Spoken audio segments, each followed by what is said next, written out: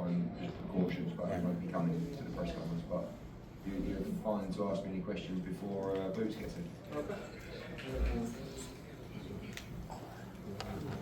Eddie, drop the knowledge on the fight Anthony Joshua and Christian Pringa.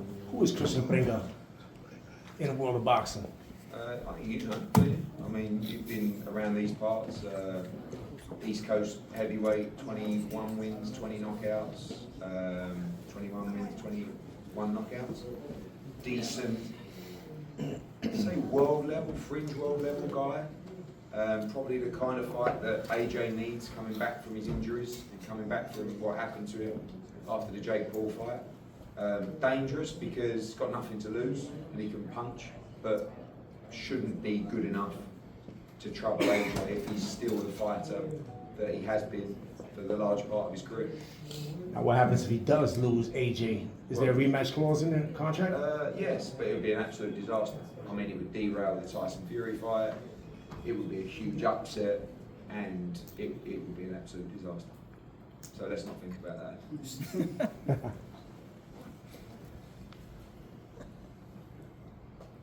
Dave Malaysia, Sports Talk Philadelphia. Eddie, you mentioned before about developing fighters with their hometowns. Now that Jaron Ennis has won the belts, do you feel like the city of Philadelphia is ready to host a major title fight? And what do you think of the overall atmosphere here? Yeah, I mean, tonight, you know, when you get groups of supporters, and I'm not saying we had as many from Philadelphia as there was from Puerto Rico in here tonight, but we had a lot from Philly. And you know that when we first signed Boots, we went to the arena and we did 15,000 for the Avanesian fight. Like, it was unbelievable. And then we did 10 or 11 for Karen Chadazian, which was a rematch no one wanted.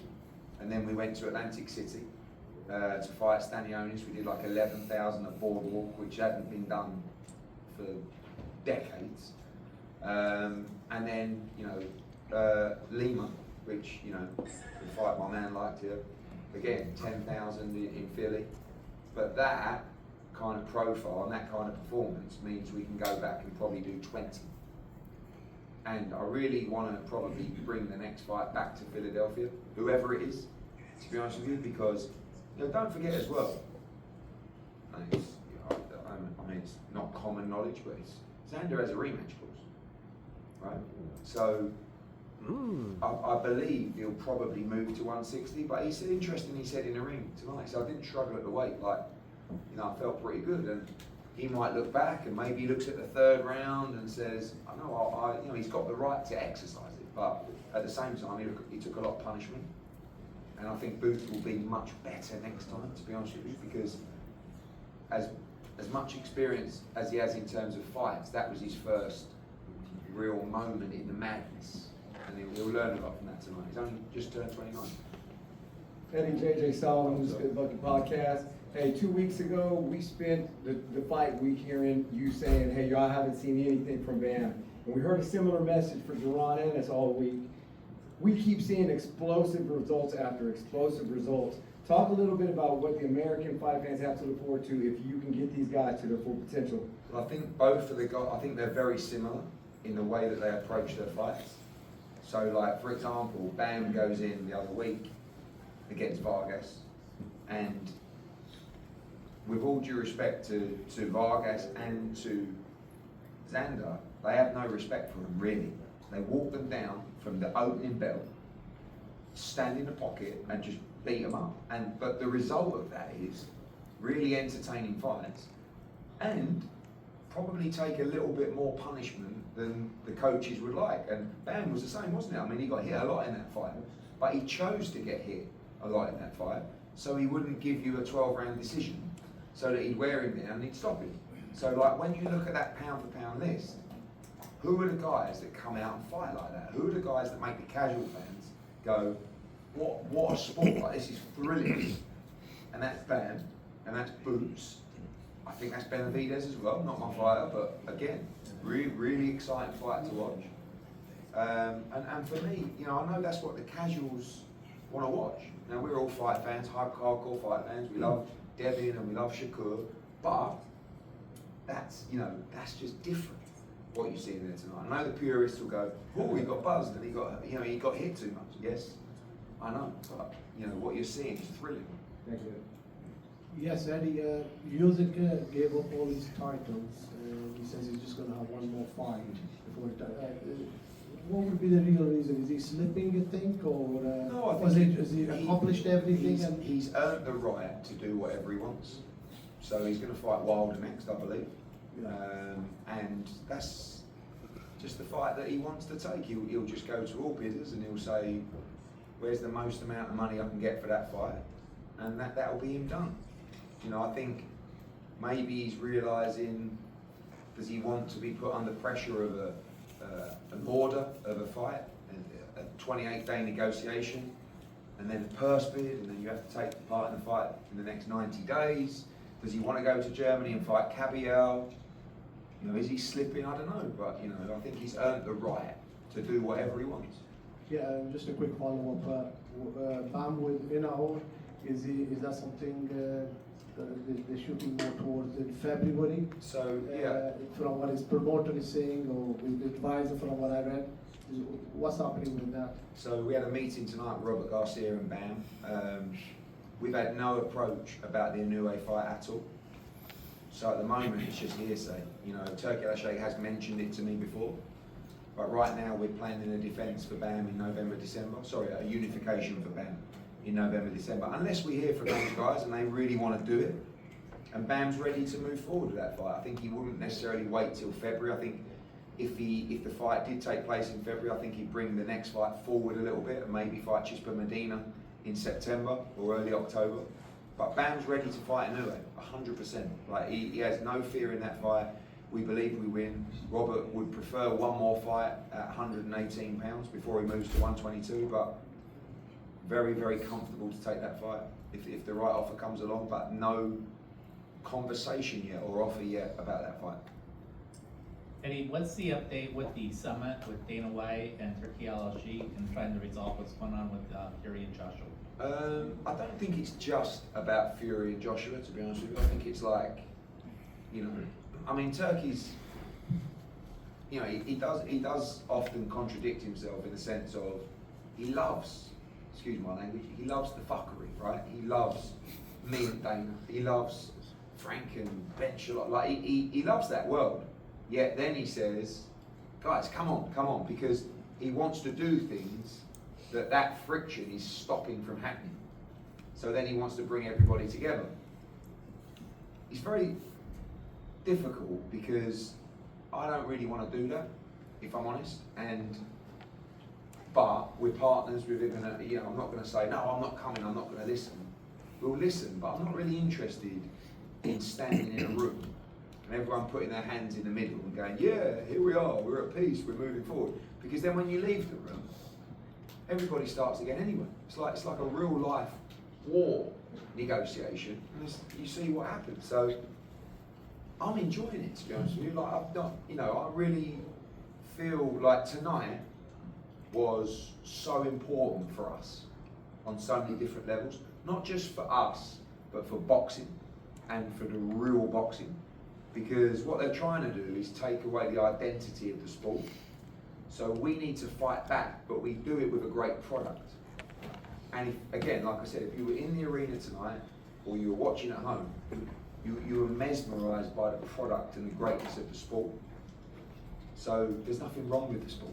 Like that, when you see fights like that, there's nothing wrong with the sport. So I'll listen, but you know, and regarding Fury against Joshua, the contract is very clear on so many different levels.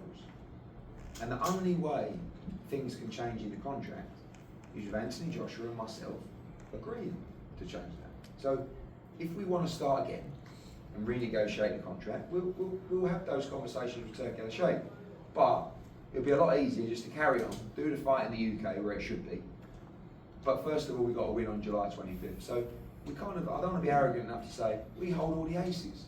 But we've got the contract that we wanted and we negotiated. And we don't really want to change anything in that contract.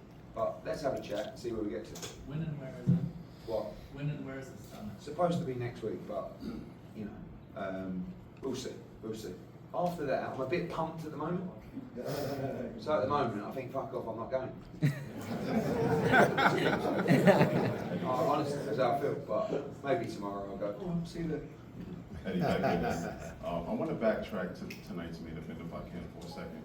You mentioned how entertaining the third round was, particularly. In your opinion, who would give Boots the biggest challenge to create another fight like that from bell to bell? I think that styles make fights, obviously, and I think Boots chose to fight like that tonight. I think he's never, and I guess he'll answer the questions about how hurt he was. Clearly buzzed, in my opinion. I won't say that on his ear, just in case he argues that. But yeah, look, I think it's difficult to say he wasn't. You saw him holding an arm, but he was fighting back. It wasn't like he was taking a knee or stumbling around the ring. He was holding a little bit, but he was sitting in a pocket and fighting back.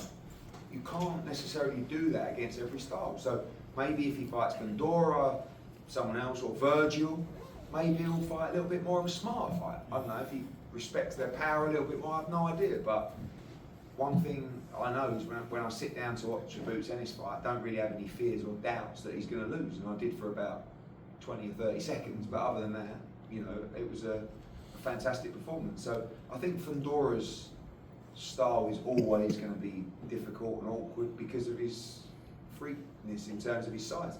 I don't think he thinks that's a difficult fight. I think Josh Kelly's super talented. I think he's got great footwork. Again, can he mix with Boots in terms of the power and the speed? And when you fight with that kind of intensity, you've got to really go some to stay in there. And I haven't seen the stats, but I think Boots threw a lot of punches. I mean, especially, is it the fourth round he dropped him again? Or fifth? Fifth. Fifth round. I mean, he did come out in the sixth a little bit quieter, Boots. You know what I mean? Like, that fifth was, lovely. But I think he'll adapt to all styles. Eddie, is the Kelly fight bigger here or in the UK? Boots is a big star everywhere. I mean, the Brits love the boxing.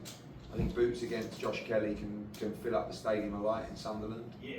But at the same time, we're coming up to, Josh will fight July 25th and then probably November, December. So, could be one for Philly, or maybe Josh Kelly fights Pandora, and maybe we fight Virgil Ortiz.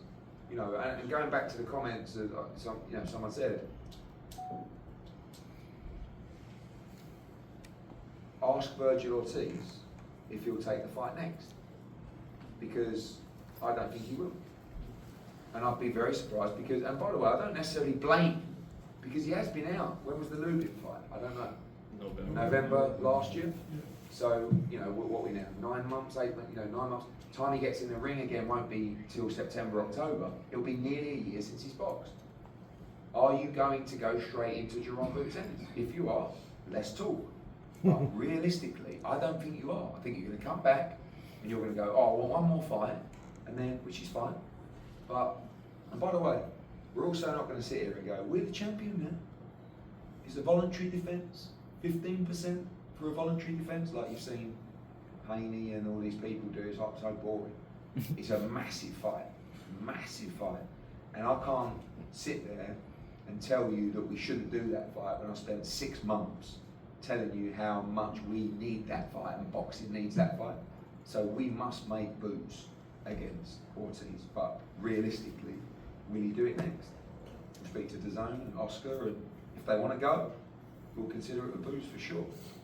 And earlier, I think on DAZN, you said that Usyk's fighting Wilder next. Are you surprised he'd go that route instead of the Hogan rematch? I mean, I think he'll just go for the best deal. Really, he has said for a while he would like to include Wilder in his resume. I was quite surprised. I thought he would fight Rico, but then I thought to myself,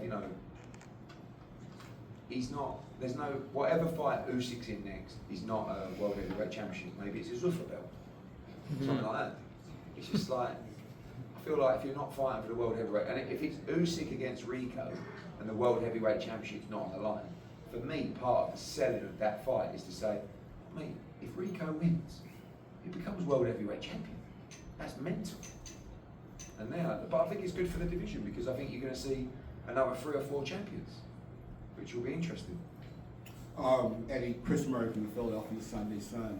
my question is, Boots comes into this fight with a hostile crowd, and he talked about that third round. What did you think of his resolve mentally in this fight? Was that the thing, was that the number one thing that kind of ruined him in this fight? I think everyone, people will talk about a few things in this fight. People will talk about the performance from Boots, the power punching, the chin of Xander. They'll talk about, and as they do, boxing, not just media, but oh, Boots got buzzed, oh, wow, we've never seen that before, but they probably won't say, look what he did after that, right? He bit down on his gum shield, stood in the pocket and traded with him when he was buzzed, broke him down again, got his composure, and came back and stopped him. So you've got to go through these moments as a fighter, and you'll learn so much doing so. And some people will say, going into this fight, yeah, but how tough is Boots? I think you just found out. Thank you. JP Moran, Latino Sports again. Other promoters would throw you out. Ban you. Not me. Yeah, but this is not abnormal for us. Yeah. So I don't know if someone mentioned Josh Kelly. I know you brought his name. You broached his name. Would that be something that you would be interested in taking Boots overseas to the UK for? Would that be something of interest to you? Yeah, I think that should be of interest to everybody, honestly. Obviously Boots is making a lot of money. He's on the pound for pound list now. I'm telling you, I think he's the biggest star in the sport moving forward. So, and Boots, I never like saying that Boots isn't a money guy, because they should be money guys, and he is. He's got a team of people but Boots is all about legacy, he's about belts, he's about big occasions. And if he likes the idea of going to fight in a stadium in the UK, which I think would appeal to everybody, and the money's right, I think he'd have no problem doing it at all. I do feel like in America, we have to always use momentum with what's happened tonight. So what can we achieve with Boots? How big can he be? And whenever you take someone away, you probably take 9 or 12 months to come back. Do you know what I mean? And I think off the back of that, with that kind of momentum, that might not be the best decision, but we'll see. Now, in regards to Turkey Al-Sheikh, recently he made some announcements in regards to his health. Him feeling urgency because he may or may not be able to recall his name within the next few years. What were your initial thoughts when you read that message? And how do you think, if something, unfortunately did happen to Turkey Al-Sheikh within the next few years, how do you think that would impact boxing with Saudi continuing to invest significant resources into the boxing? Yeah, obviously, I've been kind of aware of that situation for a long time, and we have a great relationship. I like Turkish. I think I would call him a friend. And one thing I'll always say about him so far, he's never gone against his word once, right? Even when, not necessarily part of his team, but gone tried to maybe think this isn't a good move. When he tells me something, it's always happened, right? So in that sense, I like him, I respect him a lot, and you always wish good health on everybody, especially your friends. So we hope that he will be around for a long time, not just in boxing, but in life, because that's a lot more important than boxing. And if he was to, for any reason, leave the sport, there's other reasons that he might choose to leave the sport, or Saudi might choose to leave the sport, it will be a big blow for the sport. Because I don't agree with everything he's done, but one thing that's undeniable is the contribution that he's made to the sport, and the changes that he's made to the sport, and the rocket that he's put up the arses of a lot of people in the sport to do better, and to make better fights, and try harder. Do you know what I mean? And I think tonight's a good example where I know that Top Rank weren't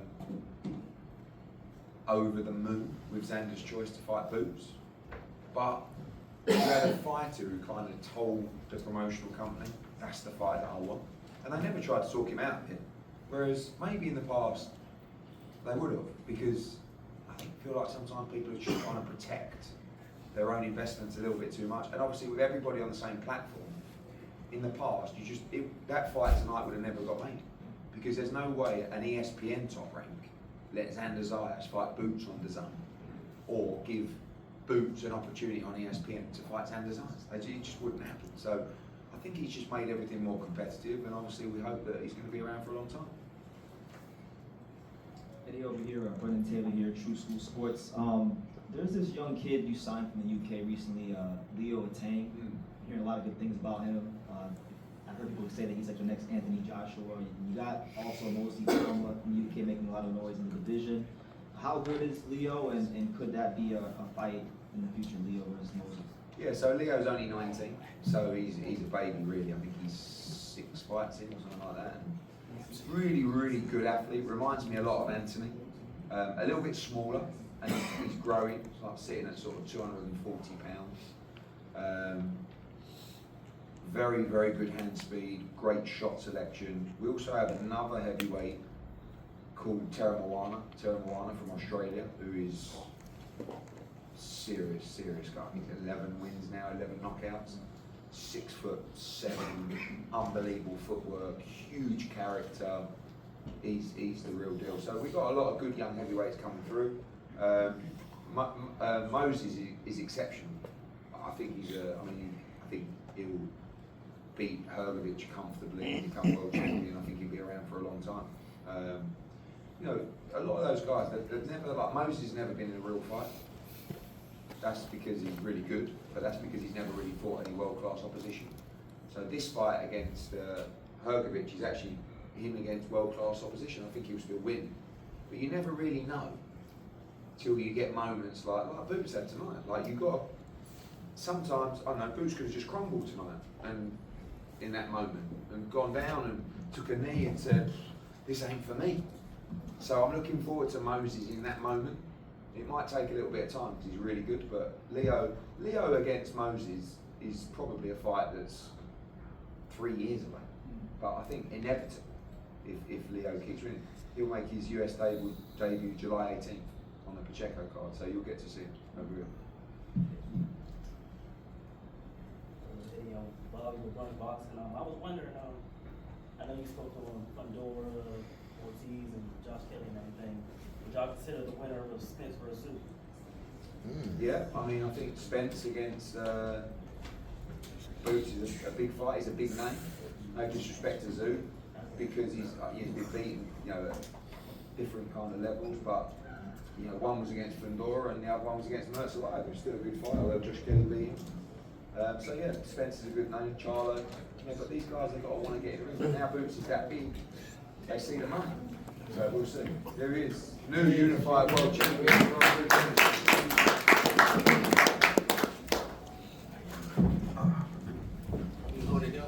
I've been holding it down for about an hour. Xander's gone to hospital. Yeah, he's okay, but just for precaution. So he won't be.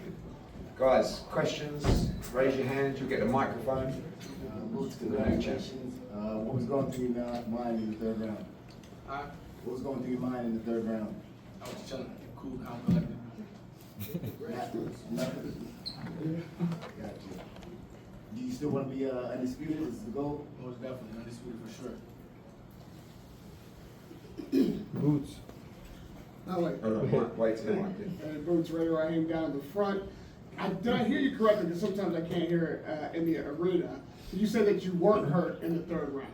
No, I was chilling. You know, I just rolled easy on the inside, got Cody a good shot, but I was cool.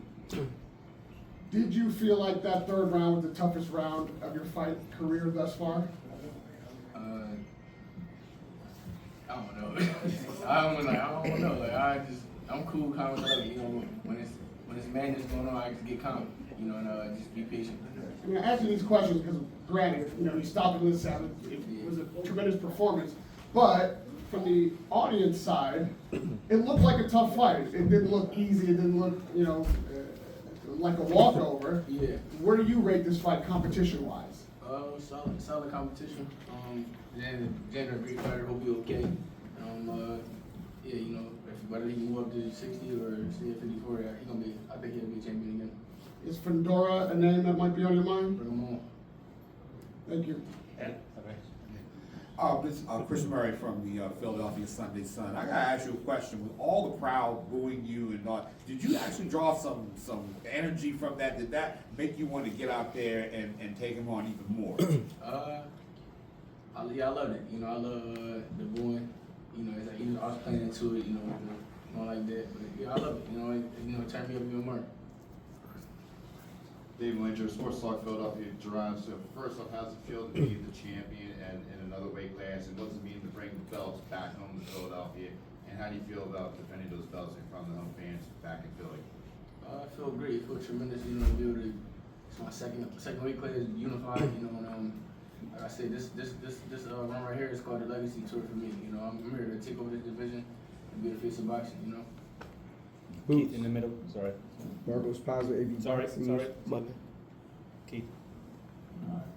Bozy, Boots said that he was chilling in the third round. What was your perspective? He was chilling. I had to put some hot water on him. I come back to the corner. He like, yo, man. Because I know. Oh, man, stop playing. I'm like, yeah, he like to have fun though. You know, I gotta calm me down sometimes. I got a little lazy a little Then he bit. get a little lazy. He lay back sometimes, and you know what I mean. Cause it be so like It'd be easy. Yeah. You see, like, he love to fight, man. He can box. You see, first round, how many jabs that boy got hit with? You know what I mean? He threw the right hand behind it, then he threw the left hook behind it, just kept on jabbing. He like to play, he like to have fun. I always tell him to have fun doing it though. But get him out of here though. What was your level of concern while that was happening in the third? I wasn't worried about nothing that Xander had when it come to boots. I wasn't worried about nothing at all. When he fights, I don't worry, man. I don't worry at all. They can hear me, brother.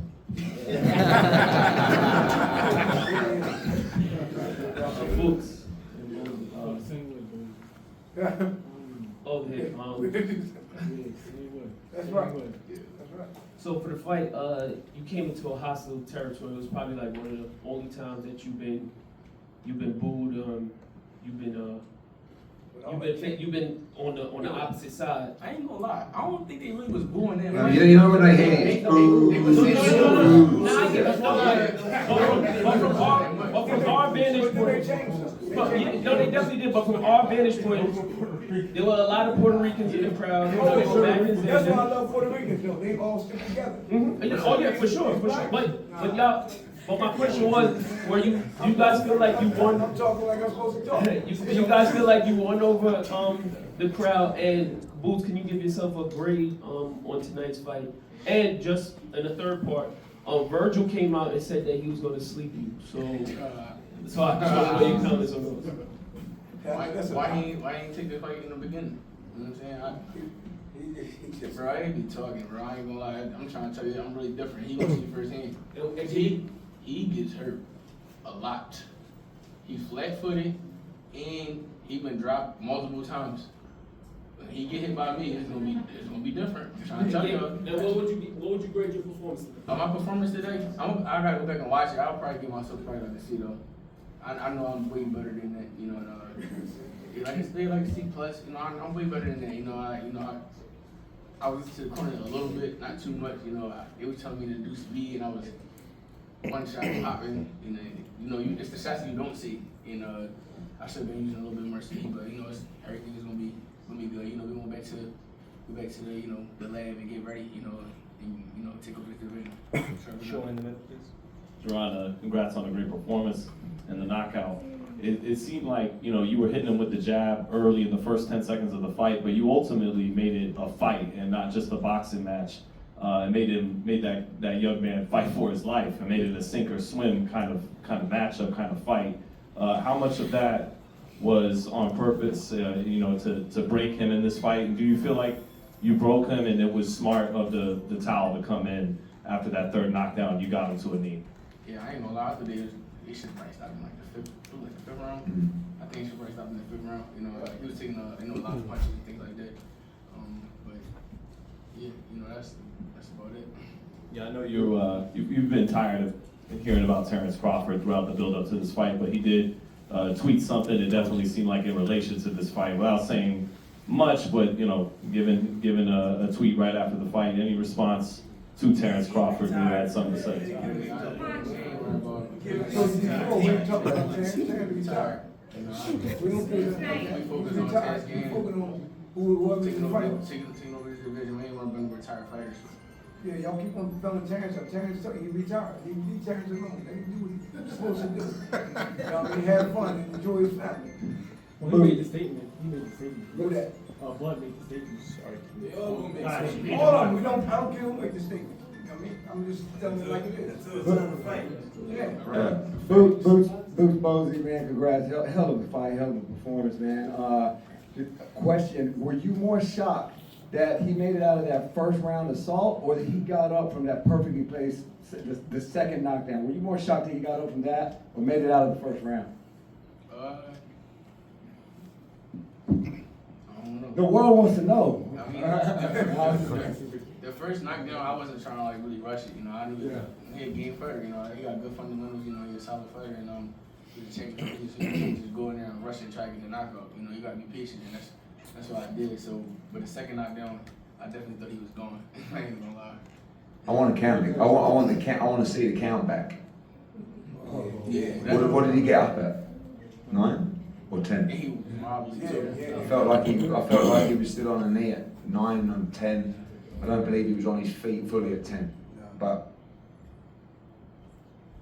Did you think that, excuse me, do you think that Xander was a better fighter than you expected? Did he, getting up off the canvas, continuing to fight on until he got stopped, did that surprise you? I knew he was a solid. I kept saying it. I knew he was a solid fighter. He got great fundamentals, or good fundamentals, and he a young hungry champion. You know, he wasn't gonna back down. You know, he had the confidence, and just levels. I was hearing a lot in the build-up to this fight that you don't mind getting hit. You accept being hit so that you can stay in the pocket and exchange. Was that a decision you were making tonight, or was Xander landing punches? Who said that? This has been the narrative in the media. Well, you know, Jerome gets hit. I'm not saying, but Jerome gets hit because he lets himself be hit so that he can stay in the pocket and exchange. So the punches landed on you were to Xander's credit. I mean, you can say that, but then it's me having little lazy moments and just not like, you know, being sharp like how I'm supposed to be, you know, and you gotta get out of that habit, you know, just little lazy moments, and we're gonna work on that on the gym, you know, and fix those things. And lastly, giving yourself the C+, is that all you would work on? Is there any other adjustments you would make looking back on the fight? We're gonna work on everything, you know. You can't never think you can't get better, you know. Can't get too big headed, you know. I'm gonna, go back to, working on whatever I need to work on, whether it's a jab, movement, defense, just work on everything, just get better. Congratulations. Thank you. Thank you, appreciate it. A question for you, Eddie. Where do you think Boots should be on the pound for pound list right now? Should be in your opinion. All I say is he should be on it. You know, I've said before, it's all very well having pound for pound quality, which he has, everyone knows he has, but you got to rack the wins, and he did it at 147. He beat Stanionis, who was the #1 in the division, who no one wanted to fight, and now he's moved up to 54. He's become a two-time unified two-weight world champion. So, the pound for pound list is the pound for pound list. We don't, but for me, of course, you enter the list after a performance like that. Quick question for you, Mr. Boozy. What kind of water do people drinking in Philadelphia? And you are some of the greatest fighters to come out of Philly. You are some of the greatest fighters to come out of Philly. You've never seen a bad fighter come out of Philadelphia. I mean, you've been around many of the great fighters from Philadelphia. What goes into making these great fighters coming out of Philadelphia? Can you share a little something with that? Say it again. You have some great fighters coming out of Philadelphia. Some of the greatest fighters. You've never seen a bad fighter come out of Philadelphia. Because your son is a great fighter also. Just wanted to get a little recap. Philly is the mecca of boxing, man. You want to make it, you come through Philly, you got to make it. Once you come through Philly, and you can make it through Philly, you can make it anywhere. Guys, last question. Congratulations, gentlemen. That is what New York City boxing is really, really about. It really reminded me of Miguel Cotto, Sergio Martinez, Madison Square Garden. I never felt the garden shake like that, and that's what this evening felt like. It was really boisterous, shaking. I know you guys spent a lot of time promoting the Virgil Ortiz fight. You guys went down to his fight, his last fight, got in the ring, and promoted it. Now, I know you're talking about you want to chase the belts as well. Is it a priority at this point for you in the Virgil Ortiz fight? Is that a priority for you? I'm here to be undisputed, record these belts, but if we can't get these other guys and Virgil Ortiz available, let's make it happen. By the way, we flew Exactly. to Texas We went down there on our own. to sit there with no tickets, right? And it was trying to No one wanted us there. We didn't have any tickets in the corral. We sat backstage. The zone ended up putting us in the corral. They didn't want us to go in the ring. We found our way to get in the ring. If Virgil Ortiz, who I respect and I like the guy, if he really, he should, where is he? Right. I would be fucking crawling here tonight. Senior said that you guys need to do more to earn a fight with him. Do you think tonight was enough? Yo. That's crazy. He said that. Who said that? Virgil Ortiz Senior Listen, I'm said for, prior listen, to that fight, y'all need to do more to earn a fight oh, with prior, him. no, that was before tonight. But right, do you yeah. think tonight was enough? Listen, we don't need to prove nothing. We don't need to chase a fight with Virgil. It was more than enough. Yeah, okay. But what I'm saying, listen, we're not getting into that. What I'm saying is, listen, and I said this before Boots come in, we are not going to sit there with full of arrogance like some people would right now and say, tough luck Virgil Ortiz, he's the unified world champion, he's a superstar of the sport, get in line and take your 15% for a voluntary defence. That's what some people would say if they were arrogant. What we say is, we love the big fights, but we took that Virgil Ortiz fight, he signed for that fight, right? We took that fight for no belt. We took it for the fans to prove he was the best. Unfortunately for Virgil Ortiz, the team, everybody, Everett, Sean, we did an unbelievable job to land the unified world championship. And now he's the unified world champion. So, sorry Virgil, in a way, we want to be undisputed. But we don't rule out that fight. It's a big fight. But he's about legacies, as he said, it's the legacy tour. It's the IBF and the WBC to win. And that's the plan. Eddie, Ladies and gentlemen. Jaron said at one point that you wouldn't let him fight Conor Ben when you had Conor Ben. He said absolutely not. Yeah, because I liked Conor Ben at the time. And I mean. Would you allow him to fight Josh Kelly? Yeah, listen, Josh Kelly's a much better fighter than Conor Ben, with all due respect. Conor Ben's a huge name, he's done a great job. Josh Kelly's a great fighter. Very talented, good footwork, and he wants the big fights. Josh wanted to fight Xander Zayas.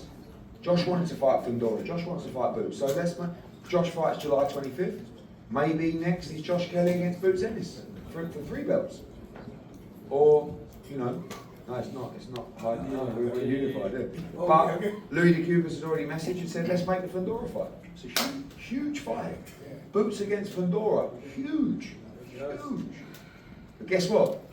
He did it. And he's a unified world champion. And he's the new fucking superstar of boxing. Ladies and gentlemen, Jaron Boots Ennis. Did you have to shave the beard? Did you have to trim down the beard?